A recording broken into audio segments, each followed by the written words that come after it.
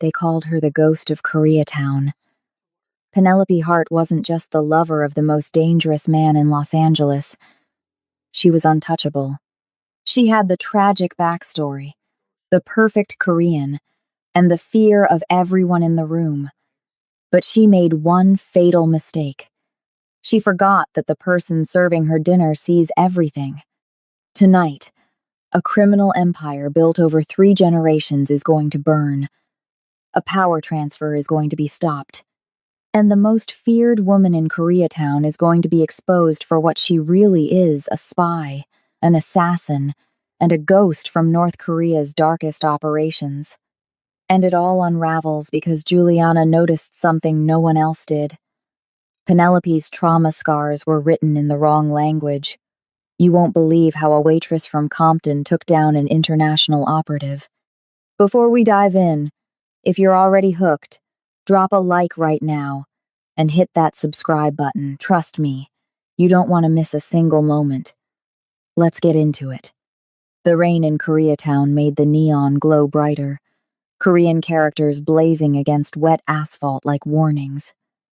Inside Arirang Palace, Juliana Williams gripped her serving tray until her knuckles turned white.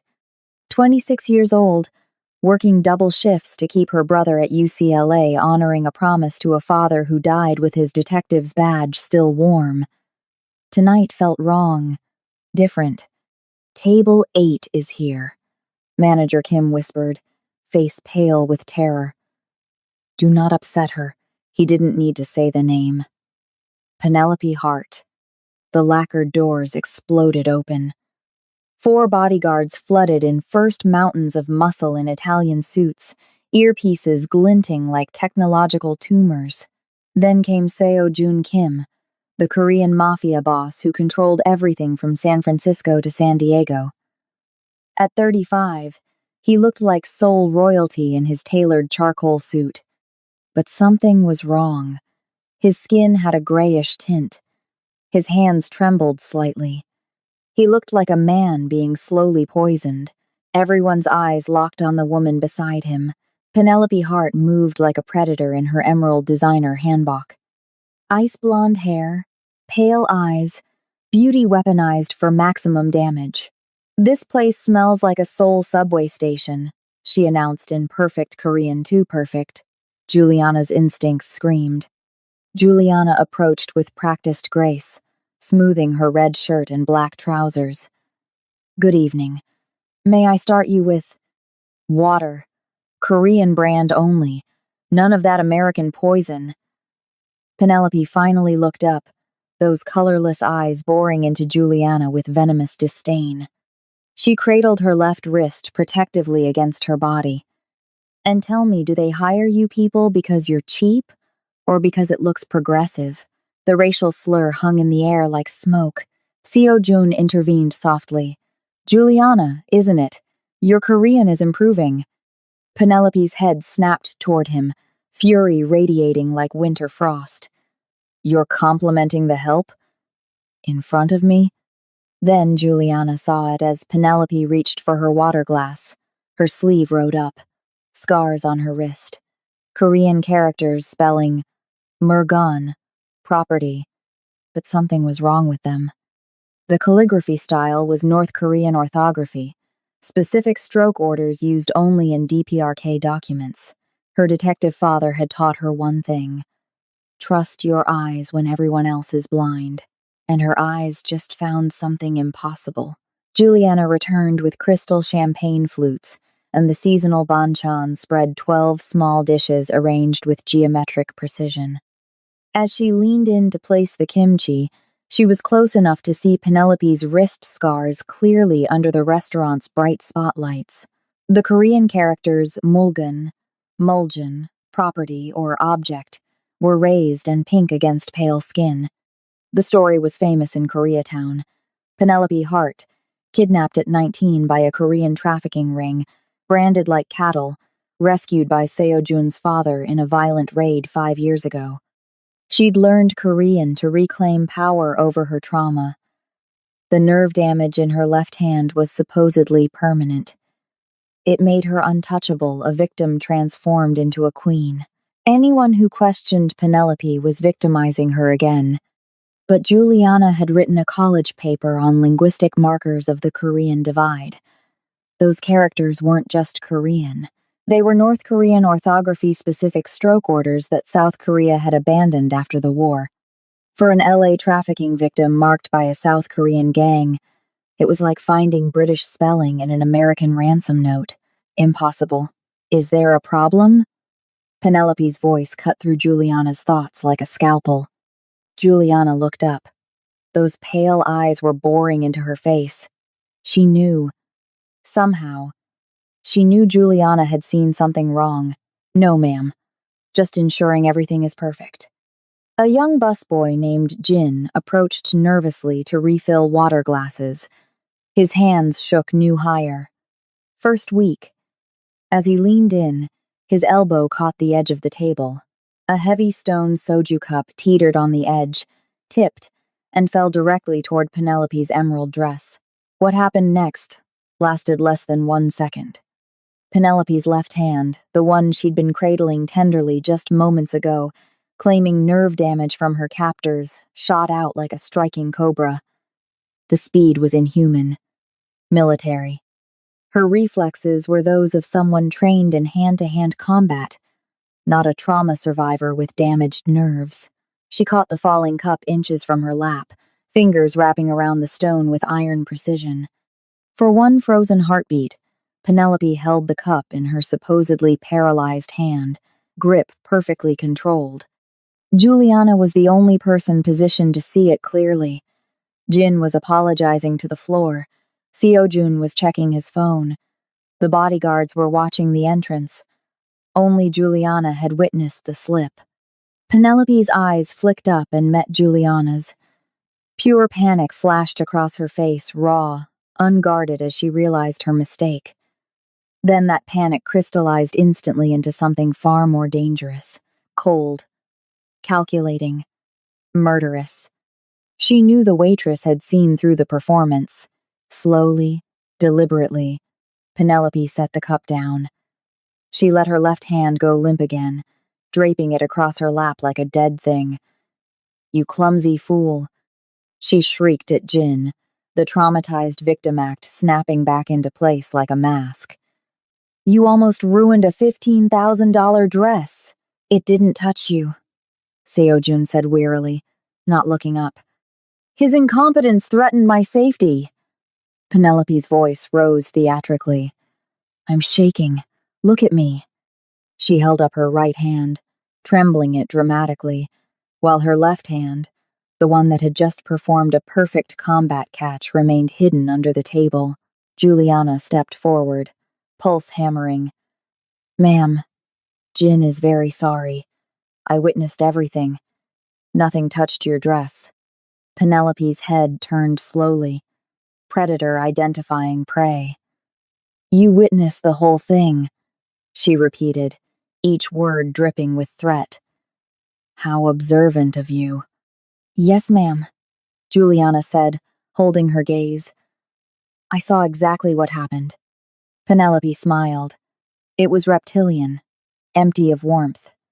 She stood gracefully, moving close to Juliana under the pretense of adjusting her dress. Her voice dropped to a whisper only Juliana could hear. "I know people who can make you disappear. People who can plant evidence that sends you to prison for decades. You saw nothing. And if you ever look at me like you're smart again, I will destroy not just you, but everyone you love." Her whisper became a hiss. "Starting with that little brother at UCLA. Marcus, isn't it? Scholarship student? Would be a shame if he suddenly tested positive for drugs."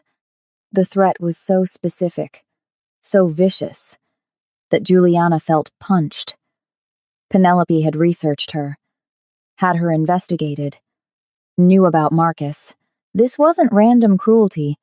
This was professional threat neutralization. Innocent people don't threaten witnesses. Trauma survivors don't have enemies investigated.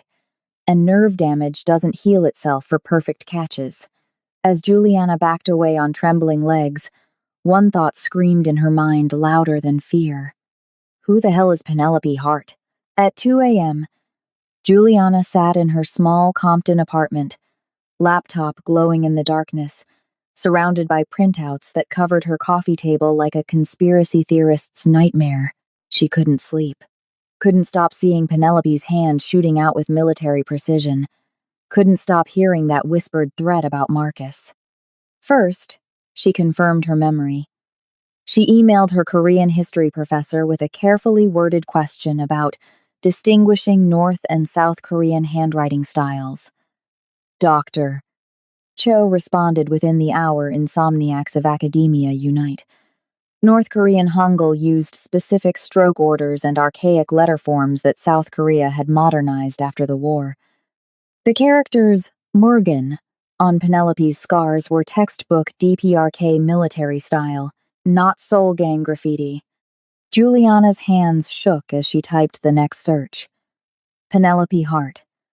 She needed to find something: yearbook photos, traffic tickets, social media posts from before 5 years ago. Everyone left digital traces. Facebook selfies, Instagram posts. Something. Nothing. Penelope Hart didn't exist before 2019. It was as if she'd materialized, fully formed, complete with tragic backstory and perfect Korean. Her father's detective instincts screamed in her mind. Complete absence of history is itself evidence of fabrication. She searched deeper, following a hunch that made her stomach twist. Korean Mafia bosses died unexpectedly. Date filters. Past 7 years.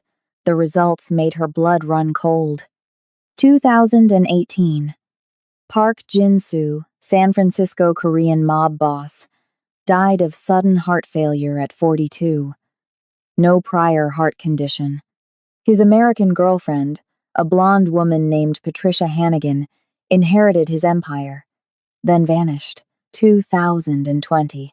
Lee Sang-min, Seattle's Korean organized crime leader, died in a random home invasion. His fiancée, a white woman named Petra Hartley, was the sole survivor. She inherited everything, then disappeared. 2021. Choi Min-jun, Las Vegas Korean syndicate boss, died in a car accident. His girlfriend, known only as PH, inherited his wealth and vanished within weeks. Every victim, Korean crime boss. Every girlfriend, blonde woman with initials PH. Every death, accidental. Every woman, gone without a trace after cashing out. Juliana pulled up photos from news archives. Different hairstyles, different makeup, sometimes different eye colors. But the bone structure. She ran them through a facial recognition app. 78% probability match. Penelope Hart was a serial killer. She grabbed her phone with trembling hands. Called her father's old partner, Detective Marcus Chen. 3 rings. Jules? It's 3 a.m. What's wrong? Uncle Marcus, I need to know about Korean gang trafficking busts in 2019, specifically ones involving American victims rescued by the Kim family. Long pause. Why are you asking about this? Please. It's important. Jules. His voice dropped to a warning. The only major bust in 2019 was a gambling operation. No trafficking charges. No American victims rescued. If someone's claiming otherwise, they're lying. What's going on? Juliana's world tilted. Penelope's entire origin story, the foundation of her relationship with Seo-jun, the reason everyone pitied and protected her, was completely fabricated. She searched one more term, fingers flying across keys. CIA North Korean sleeper agents diaspora. A declassified document from 1998 appeared on her screen. Her breath stopped. Operation Phantom Bride. Female DPRK operatives trained to infiltrate and destabilize Korean diaspora communities, particularly organized crime networks that threaten regime operations. The program had supposedly been discontinued in the early 2000s, But her father had taught her that intelligence programs never truly end. They just go darker, deeper. She thought of Sojun's gray skin, his trembling hands, the way he looked like a man fading from the inside out. He's being poisoned, slowly, carefully. Her phone buzzed. Unknown number. Stop searching things you shouldn't search. Last warning. They were monitoring her internet activity. Professional surveillance. Government level. Another buzz. Different unknown number. This one with an attached image, a photo of Marcus leaving his organic chemistry lab at UCLA. Timestamp from 4 hours ago. The message below it. Beautiful campus. Would be tragic if something happened there. Juliana's hands were shaking so badly she almost dropped the phone. They weren't just watching her. They were watching her brother. She pulled the battery from her phone, grabbed the Arirang Palace staff directory, found Manager Kim's personal number, texted from Marcus's phone. Need to speak with Seo Jun Kim's grandmother urgently. About Miss Hart. Life or death. 5 minutes of agonizing silence. Then, you're insane. Delete this number. 30 seconds later. She'll be at restaurant tomorrow, 10 a.m. for tea. Alone. You didn't hear this from me. Juliana allowed herself one moment of hope. The grandmother, a Korean War survivor, a North Korean defector. If anyone could recognize Penelope's accent, spot cultural inconsistencies. Her brother's phone buzzed again. New message. 10 a.m. meeting canceled. Grandmother fell ill suddenly. How unfortunate. The message was followed by a photo of an elderly Korean woman in a hospital bed, unconscious, tubes running from her arms. They'd gotten to Seo Jun's grandmother. Poisoned her to keep her from the meeting. Juliana stared at her research spread across the coffee table. Evidence of an international spy. A serial killer. A woman who'd murdered at least 4 Korean crime bosses and was actively poisoning a 5th. And the only person who knew the truth was a 26-year-old waitress from Compton who'd just been marked for elimination. Her laptop screen flickered. A new browser tab opened by itself. She hadn't touched anything. A single message appeared in the search bar, typing itself out letter by letter. You have 48 hours to forget everything, or Marcus dies first. Juliana arrived at Arirang Palace for her lunch shift with dark circles under her eyes and dread in her stomach. She'd barely slept, her mind replaying evidence and threats until they blurred together. As she tied her apron over her red shirt and black trousers in the staff room, she noticed Manager Kim avoiding her eyes, hands trembling as he organized reservation cards. Something was very wrong.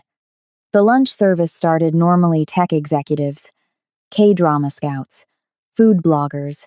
Then, around 1 p.m., Manager Kim approached her station, face ashen. Juliana, office. Now, her heart dropped to her feet. In the small office behind the kitchen, 2 LAPD officers waited. Detective Rodriguez, nameplate gleaming. His younger partner, Halmoni Park, standing in the corner, wringing her hands, and sitting delicately in a chair, dabbing at her eyes with a silk handkerchief. Penelope Hart. Penelope looked up as Juliana entered. For one fraction of a second, Juliana saw triumph flash in those eyes before the mask of victimhood slid perfectly into place.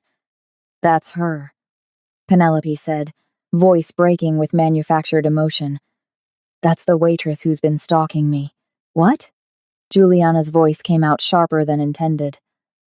I've never... Ma'am, we need to ask you some questions. Rodriguez interrupted. Miss Hart filed a restraining order this morning claiming you've been harassing her, following her to her home, and sending threatening messages. That's insane. I don't even know where she lives. Penelope's lip trembled perfectly. You were parked outside my building last night. Silver Honda Civic. My doorman has you on camera. Juliana's blood turned to ice. She did drive a silver Honda Civic, one of the most common cars in Los Angeles. Rodriguez held up his phone. Grainy security footage showed a silver Civic outside a luxury Beverly Hills building, time-stamped 11:47 p.m. license plate obscured. I was home in Compton. My building has security cameras. Your brother, Marcus? Penelope interrupted gently, sadly. The one you'd do anything to protect? The one whose scholarship you'd lie to preserve? The coded threat landed like a punch. Juliana was being framed, and her family was collateral. Rodriguez swiped through screenshots on his phone. Text messages, supposedly from Juliana's number, sent over the past 3 days. I know what you really are. Stop hurting him or I'll expose you. You won't get away with this. I'm watching you. I never sent those. Someone spoofed my number. Or you sent them and now you're lying, Penelope said softly, almost kindly. I understand. You developed an obsession with Seo-jun. You saw him with me and became jealous. It's a psychological condition, erotomania. You convinced yourself he needed saving from me. Her voice dripped with compassion. I don't blame you. I pity you. The performance was flawless.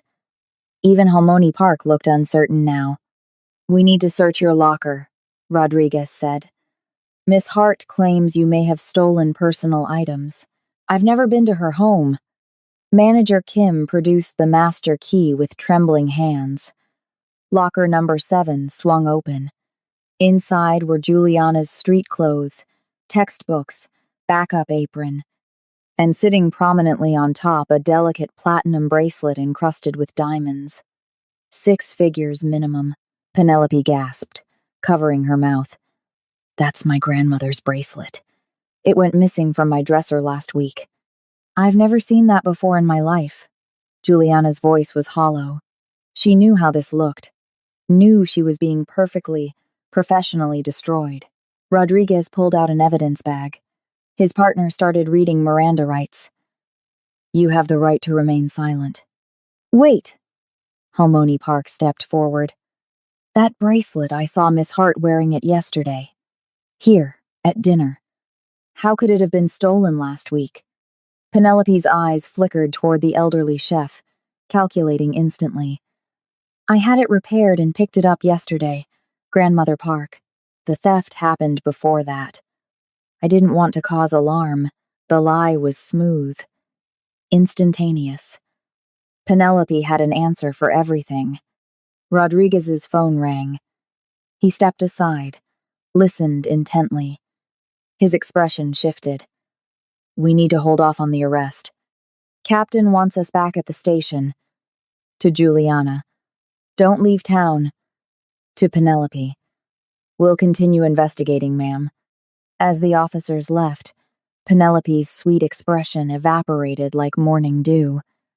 She stepped close to Juliana, close enough that no one else could hear. I gave you a chance to take the easy way out, Penelope whispered in perfect Korean, then switched mid-sentence to something that made Juliana's blood freeze. North Korean Pyongyang speech, formal and militaristic. 당신은 실수를 했어요. You made a mistake. She switched back to English, American accent returning seamlessly. The next frame won't offer you treatment. It'll offer you a body bag. Stay away from Seo-jun. Stay away from the ceremony. Her voice dropped to a lethal whisper. Or your little brother has a very unfortunate accident during his organic chemistry lab. You know how dangerous those Bunsen burners can be. Penelope walked out, leaving Juliana standing in the small office, unarrested but not free, framed but not yet charged. Manager Kim approached cautiously. Juliana, take some time off, for your safety. She's going to kill him, Juliana said quietly. She's going to kill Seo-jun, and I'm the only one who knows. Even if that's true, Manager Kim said, voice barely audible. Who's going to believe you now? You're the obsessed stalker with stolen property in your locker. She's the sympathetic survivor. You've been neutralized. He was right. Penelope had executed a perfect discrediting operation. Anything Juliana said now would sound like delusional ravings. But as Juliana left Arirang Palace, possibly for the last time, one thought burned through her fear. Penelope had made a mistake. She'd revealed she knew Marcus's chemistry lab schedule surveillance-level intelligence. She'd switched to North Korean military dialect for 3 words, a slip that confirmed everything. And most importantly, she'd shown fear. If Juliana was just a delusional waitress, Penelope would have ignored her. Instead, she'd deployed a sophisticated frame operation, which meant Juliana was a real threat. That night, Juliana didn't go home. She paid cash at a random motel in Gardena under a fake name, choosing it specifically because it was off any route she'd normally take.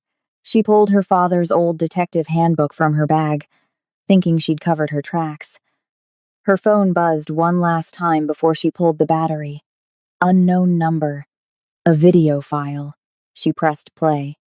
The footage showed Marcus walking across UCLA campus, completely unaware. Red crosshairs superimposed on his head, tracking his movement with sniper precision. The video ended with a single message. 48 hours. Forget everything. Or watch. They'd found her despite her precautions. They had resources beyond anything she'd imagined. Juliana woke at 4 a.m. to her motel room door splintering off its hinges. She rolled off the bed on pure instinct as 2 dark figures burst through not police uniforms, moving with tactical precision that screamed military training. FBI! Get on the ground! But something was wrong. Real federal agents announced themselves before breaching. These men wore black tactical gear with no insignia, no identification. Penelope's people. They'd tracked her phone before she pulled the battery or followed her from the restaurant. Juliana's father's defensive training kicked in. She grabbed the lamp and swung hard at the first figure, connecting with his jaw. He barely slowed. The second figure flanked her. She dove for the bathroom, slammed the door, locked it. Flimsy wouldn't hold long. She pushed open the frosted window and squeezed through, dropping 8 feet into the parking lot. Pain shot through her ankle, but adrenaline overrode it. She ran. Her Honda was 3 buildings down. Boots hammered pavement behind her, closing fast. She fumbled for keys, threw herself inside, peeled out as a hand slammed against her window. She drove aimlessly through pre-dawn Los Angeles, checking mirrors obsessively, until her phone rang. Unknown number. Against every instinct, she answered. Juliana Williams. The voice was male, heavily accented Korean. You've attracted dangerous attention. Pull into the 7-Eleven on Western and 8th. White van. You have 3 minutes before they triangulate this call. The line went dead. Obviously a trap. But it was a trap that knew Penelope's real identity. Juliana pulled in with 30 seconds to spare. The van's side door slid open. Inside sat an elderly Korean man in an expensive suit, flanked by bodyguards. She recognized him from news photos. Kim Tae-yang, Seo Jun's uncle. Get in before they kill you. She climbed in. The van moved before the door fully closed. My nephew is dying, Tae-yang said, lighting a cigarette. And that woman is killing him. Then you started asking questions, and suddenly you're being framed. He pulled out a folder. Penelope Hart doesn't exist, but Park Mi-sun does. He showed her a photograph, a North Korean military ID from 2015. Younger, darker hair, but the bone structure was unmistakable. Park Mi-sun, Unit 180, North Korean Reconnaissance General Bureau, specialized in infiltration of Korean diaspora communities, declared dead in 2017. Or so everyone believed. He pulled out more documents. She's a phantom bride, that's what they call female operatives who marry their way into enemy organizations. She's been killing Korean crime bosses for years. Why? Juliana breathed. Because we're competition. The regime funds itself through criminal enterprises. We control the same markets. He pulled out a small vial of clear liquid. This is what she's been using. Blowfish-derived cardiac toxin. Seo Jun has maybe a week before organ failure becomes irreversible. The ceremony, Juliana said.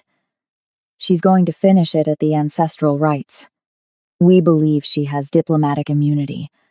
If we expose her without perfect proof, she flees to the consulate. Taeyang handed her a new phone and ID badge. You're Minji Park, temp catering staff. I've had contingency identities prepared for weeks, ever since I started suspecting her. The agency is one we control. You'll have 4 hours inside the estate before her people cross-reference the staff list. 4 hours to expose an international spy. If you fail, my nephew dies. North Korea gets a foothold in our operations, and they'll kill you and your brother. He leaned forward, eyes hard. The ceremony is tomorrow night. Can you do this? Juliana thought of her father, of justice, of Marcus's cross-haired head in that video. I can do this. Taeyang's phone buzzed. He checked it. His face went pale. Change of plans. They just moved the ceremony up. It's tonight. 6 hours from now. The Kim estate in Pacific Palisades sat behind 12-foot walls like a fortress disguised as a mansion. Juliana arrived at 3 p.m. with the catering company's first-wave kitchen staff, servers, decoration coordinators. Her fake ID as Minji Park passed the first security checkpoint, but she felt the weight of surveillance cameras tracking every movement. Somewhere in a security room, Penelope's people might be running facial recognition right now. Taeyang had said she had 4 hours. She'd have to work fast.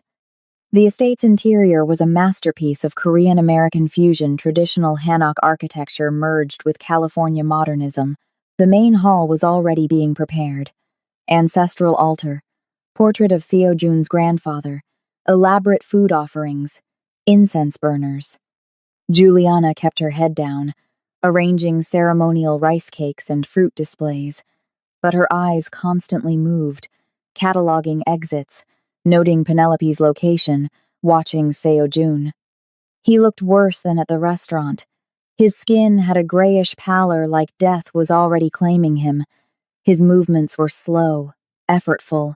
He sat in a chair near the altar, supervised by a private physician who kept checking his vitals with increasing concern. The poison was reaching critical accumulation. He was dying visibly now. Penelope floated through the preparations like a general inspecting troops before battle. She'd changed from her emerald dress into a stunning hanbok in ivory and gold for the ceremony traditional Korean dress, so perfectly executed it must have cost tens of thousands. Every detail was flawless. The embroidered symbols, the way she'd arranged her hair, the graceful way she moved. She spoke Korean exclusively. Her accent impeccable. Her knowledge of ceremonial protocol apparently perfect. Watching her, Juliana felt a wave of doubt crash over her. What if Penelope really was this good? What if there was no way to break this performance? You! Penelope's voice cut across the room like a whip crack. Juliana's heart stopped. She looked up. Penelope was pointing directly at her. The rice cakes are arranged wrong.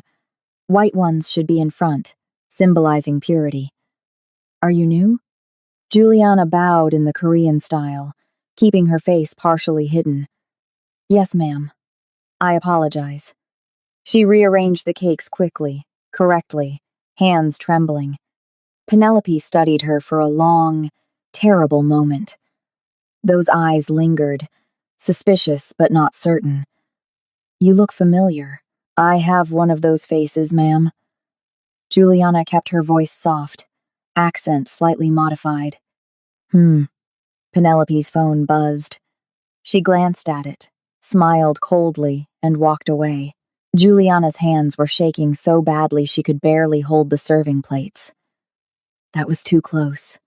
Way too close. She retreated to the kitchen where the head chef, one of Taeyang's people, gave her a subtle nod. Grandmother Kim is upstairs. Room 7. We gave her the antidote for the poison they used on her.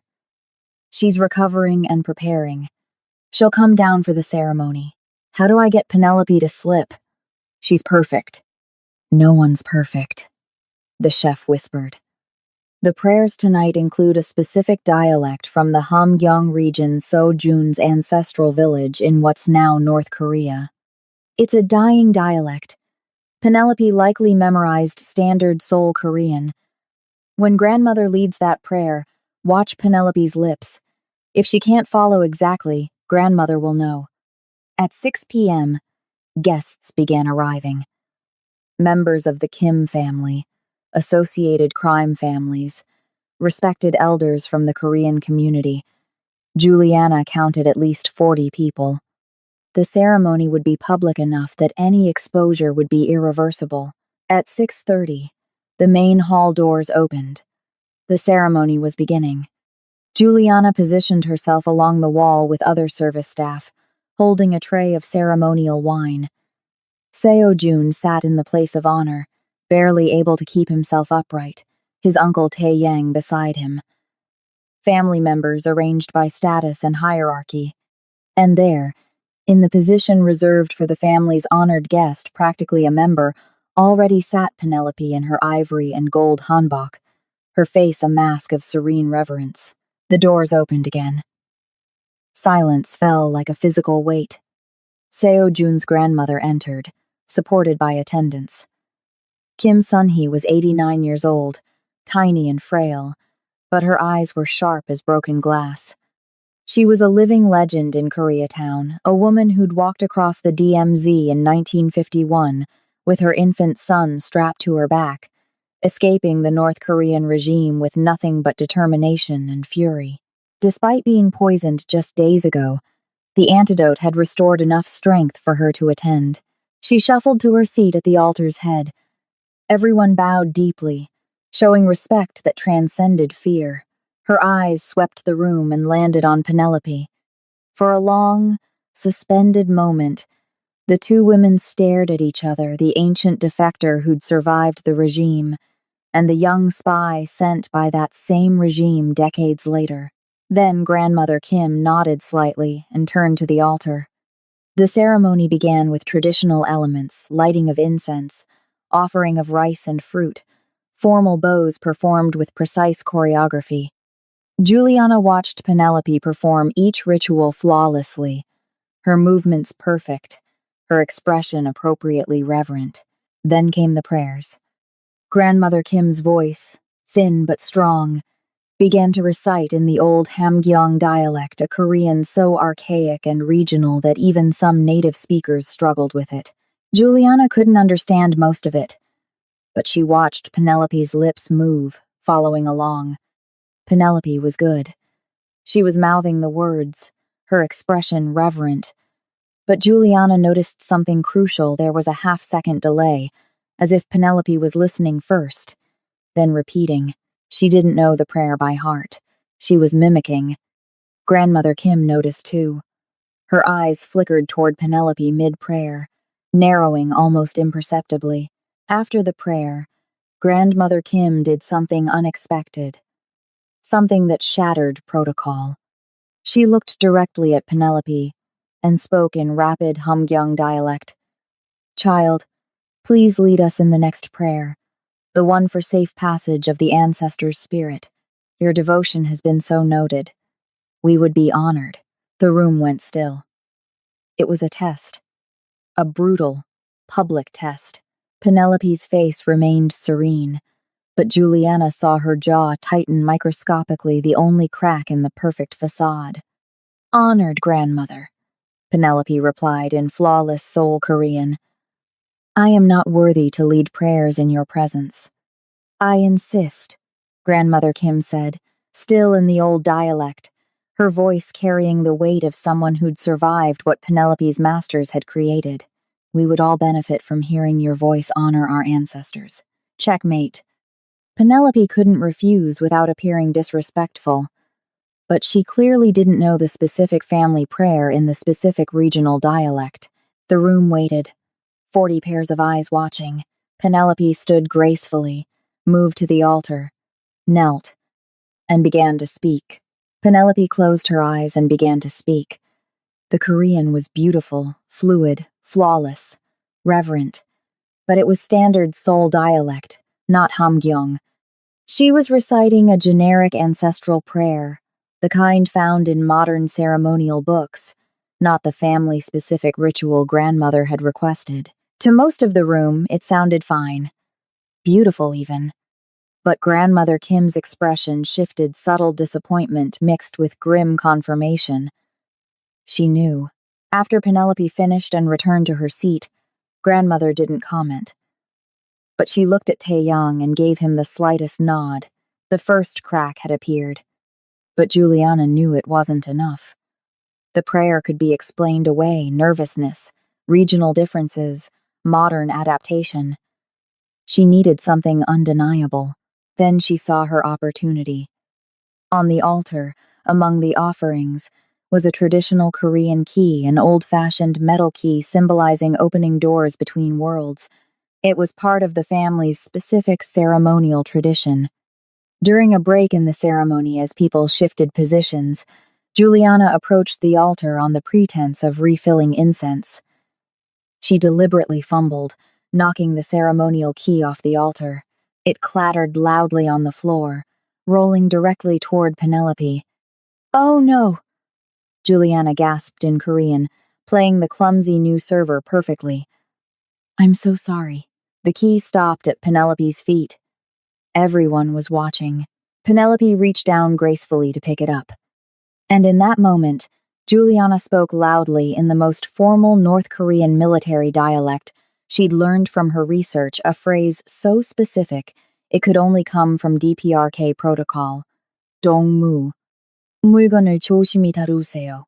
Comrade, handle the object carefully. It was a trap. In South Korea, no one used dongmu, comrade, that was exclusively North Korean socialist terminology. The phrasing was purely DPRK military speak. Juliana was gambling that if Penelope was a trained operative, her reflexive response to formal military Korean would bypass her American cover. And it worked. Penelope's hand froze on the key.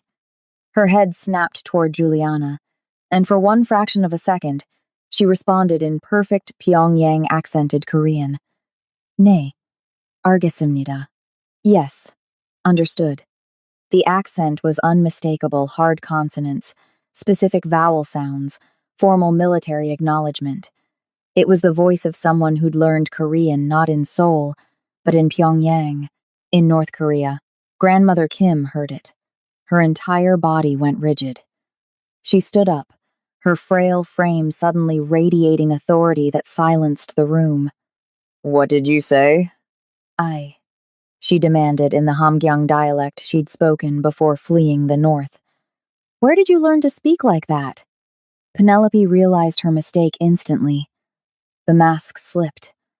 The serene fiancé disappeared, replaced by something cold and calculating, a predator caught in a trap, evaluating escape routes.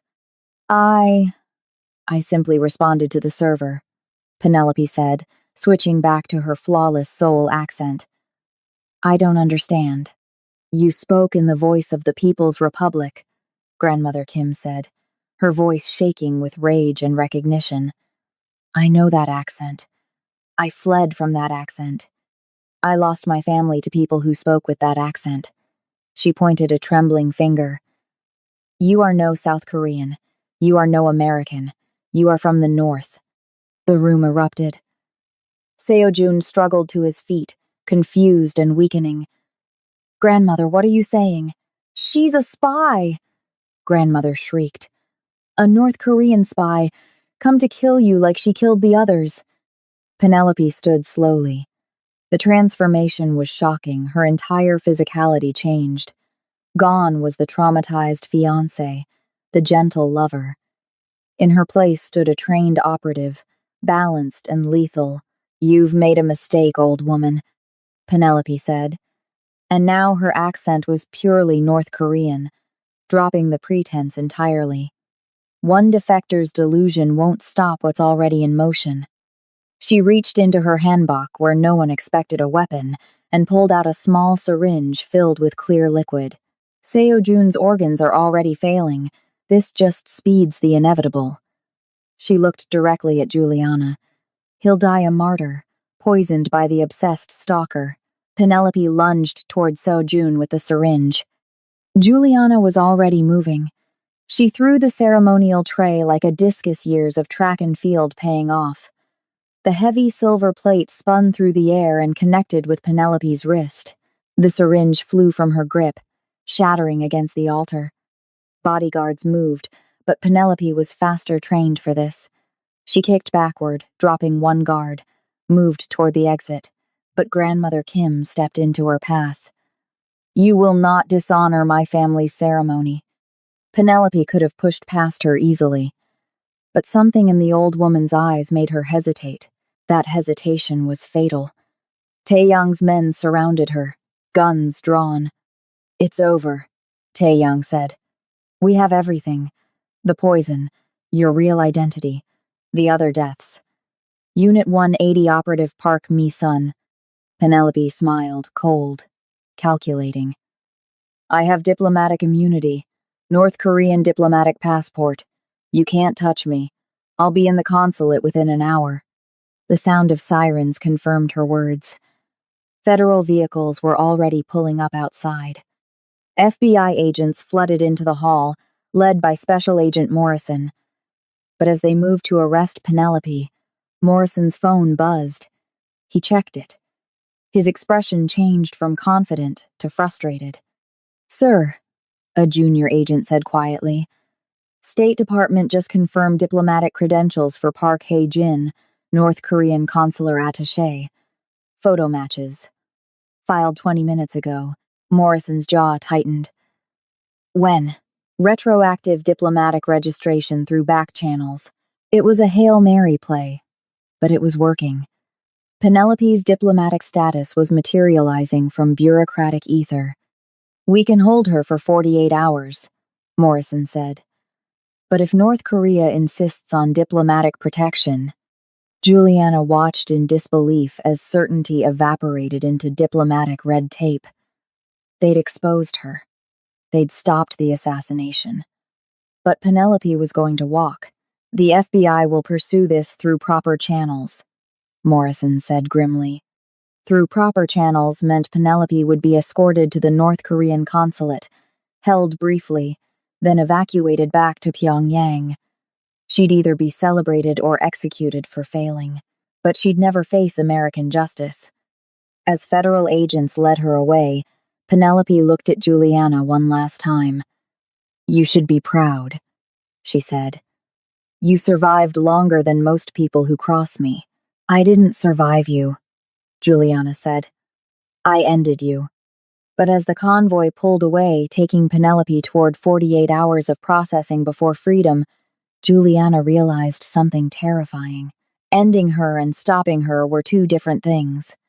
And right now, the most dangerous spy she'd ever encountered was about to disappear into the protection of a foreign government, unless someone did something impossible in the next 48 hours.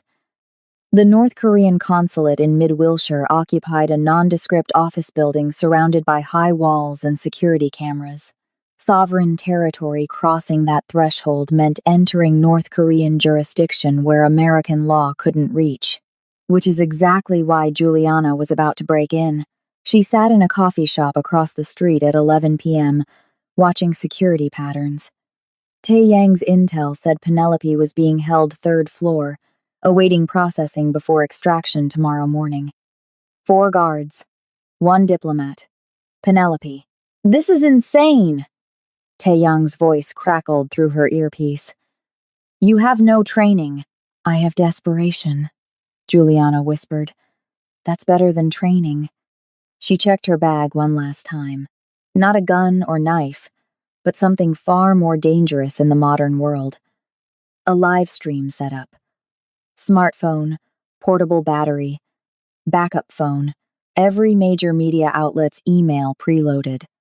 The plan was terrifying in its simplicity. Get inside, confront Penelope on camera, broadcast her confession live to the world before anyone could stop it. Diplomatic immunity couldn't protect against public exposure so massive that even North Korea would have to abandon her.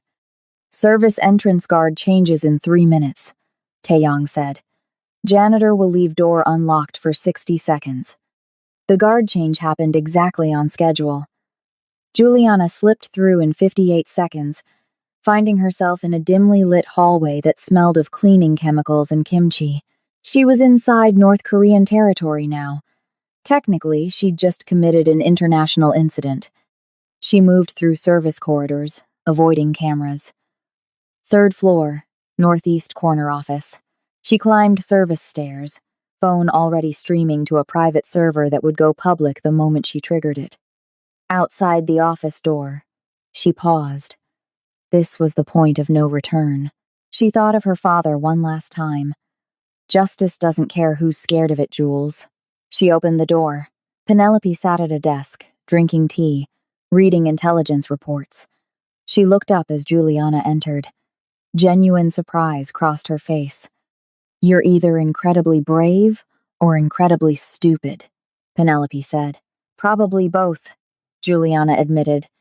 She pulled out her phone, set it on the desk, camera facing Penelope. "We're live, streaming to every major news outlet in America. Say hello to your audience." Penelope's eyes widened. She dove for the phone. Juliana yanked it back, held it high, the live stream showing Penelope's aggressive lunge. "That's not very diplomatic," Juliana said. "Viewers, meet Park Mi-sun, Unit 180, North Korean Reconnaissance General Bureau, serial killer of Korean-American crime bosses." "You stupid girl," Penelope hissed. "This is sovereign territory. I can kill you right now." "Go ahead. Do it on camera. Show the world what North Korean diplomacy really looks like." Juliana kept the phone steady. The viewer count was climbing. 1,200, 2,000, 5,000. Someone had noticed the feed. "What do you want?" "The truth. On camera. Tell the world about the Phantom Bride program." Penelope studied her, calculating odds. The livestream counter exploded. 15,000, 30,000. News channels were embedding the feed. This was becoming international news in real time. Penelope saw the counter. She understood. The cat was out. Damage control was impossible. "Fine," she said in flawless North Korean accented Korean. "The Phantom Bride program has been operational since 1987. I'm the 11th generation. We're trained from age 6 in infiltration and assassination. I've personally eliminated 6 targets across 3 countries. And yes, there are currently 5 other active operatives in the United States." The viewers exploded. 50,000, 100,000, 200,000. "Names," Juliana demanded. "Give me their American identities." Seattle operative, Catherine Lee, engaged to Tommy Park. San Francisco, Julia Kim, married to David Choi. Houston, Michelle Hahn, girlfriend of James Song. Information flowed: names, locations, photographs. Penelope pulled up on her phone. The counter hit 250,000. Every intelligence agency in the world was watching this. North Korea's most secret program being exposed in real time. The door burst open. A North Korean guard rushed in, gun drawn. "Step away from her!" Juliana kept the phone steady, keeping both in frame. 300,000 viewers watched an armed guard point a weapon at an American citizen on North Korean sovereign territory. "Shoot me and you create an international incident that your consulate can't contain," Juliana said calmly. "This is being watched by 500,000 people." The guard hesitated. Penelope made her decision. "Stand down," she ordered in Korean. Then to Juliana. "You win. Get me out of here alive into American protective custody. If I stay one more hour, My own people will execute me for this failure. Deal. Start talking. Penelope continued confessing as the guard's radio crackled urgent Korean, orders to shut down the broadcast immediately, by any means necessary. The guard raised his weapon again, this time at the phone. He fired. The phone exploded in Juliana's hand. The live stream cut to black at 400,000 viewers, but Juliana was already pulling out the backup phone, secondary stream running. Nice try, she said, showing the camera to 450,000 viewers who'd seamlessly transferred. Where were we? More guards poured in. But before they could act, the building's fire alarm began blaring Taeyang's people, creating chaos. In the confusion, Juliana grabbed Penelope's arm. We're leaving. Now. The exits are blocked, Penelope said. I have another way. Service elevator to the parking garage. Diplomatic vehicles, protected by traffic law once they left consular grounds. They ran through chaos, alarms screaming, the live stream bouncing wildly but still broadcasting. Juliana's viewer count, 600,000. They reached the garage. A black diplomatic car sat with keys in the ignition, engine running Taeyang's inside man. They jumped in. Juliana floored it toward the exit. Guards ran, shouting, but couldn't shoot. American citizens were watching live. The gate was closing. Juliana accelerated. The car burst through the lowering barrier, metal scraping, and then they were on American soil, surrounded by LAPD cars and FBI vehicles responding to the live-streamed diplomatic crisis. Juliana slammed the brakes, put the car in park, turned the camera on herself and Penelope in the front seat. This is Juliana Williams, American citizen. I'm surrendering myself and Park Mi-sun, North Korean intelligence operative, to FBI custody. Everything you watched was real. The Phantom Bride program is real. The names she gave are real. She ended the stream. Final count, 847,000 people. The biggest intelligence leak in modern espionage history. FBI agents surrounded the car, weapons drawn. As they were pulled out, Special Agent Morrison approached, expression torn between fury and grudging respect. Do you have any idea what you just did? Yes, Juliana said.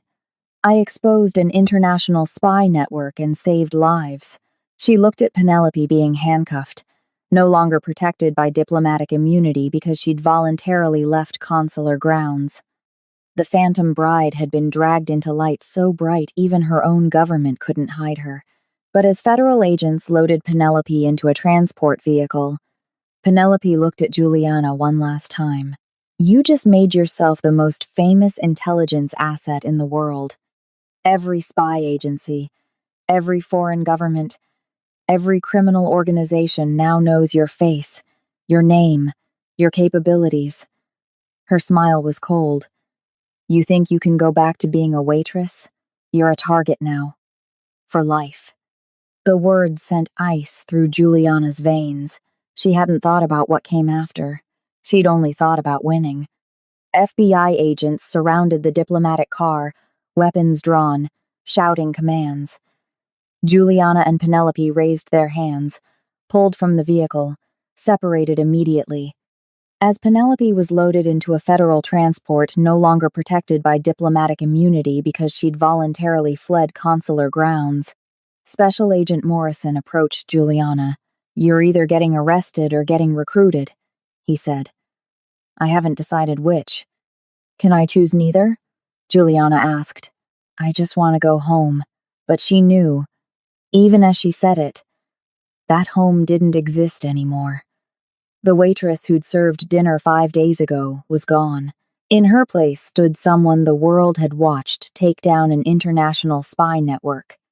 Morrison actually smiled. We'll be in touch. 3 months later, Juliana sat in a quiet corner booth at Halmoni's Kitchen, a new Korean restaurant in Koreatown, smaller than Arirang Palace but warm, family-owned. She was reading the newspaper, though she already knew what it said. The headlines had been unavoidable for weeks. Phantom Bride Conspiracy. North Korean spy network exposed. 3 more operatives arrested in nationwide sweep.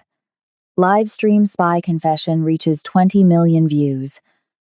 The fallout had been seismic. Penelope Park Mi-sun was in federal custody, cooperating fully in exchange for asylum and protection. The 3 operatives she'd named had been arrested: Catherine Lee in Seattle, Julia Kim in San Francisco, Michelle Han in Houston. Their marriages annulled, their targets rescued from slow poisoning. A 4th operative had committed suicide before capture. The 5th had disappeared, likely evacuated by North Korean intelligence before the net closed. North Korea issued furious denials, but the live stream had been watched by 20 million people within 48 hours. The evidence was undeniable. Seo-jun had survived. Barely. The toxin had caused permanent heart damage, but aggressive treatment saved his life. He'd made a public statement announcing his complete exit from organized crime, his cooperation with federal authorities, and his commitment to legitimate business. The Kim family empire was being dismantled and rebuilt, this time legally.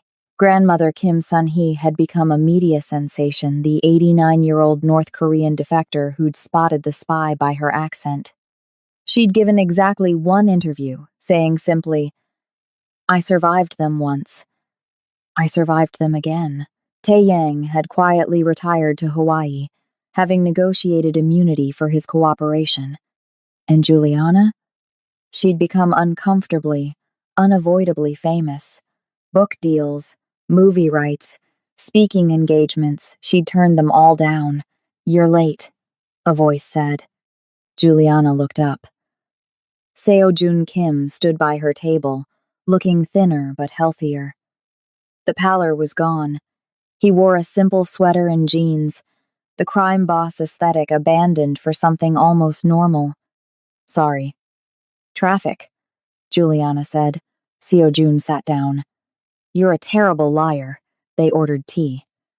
The formality of their previous interactions had dissolved into something like friendship forged in shared trauma. "I wanted to thank you properly," Seo-jun said. "You saved my life. You could have stayed invisible, stayed safe. Why didn't you?" "My father was a detective. He taught me truth matters more than safety." "Your father was wise." Seo-jun pulled an envelope from his jacket.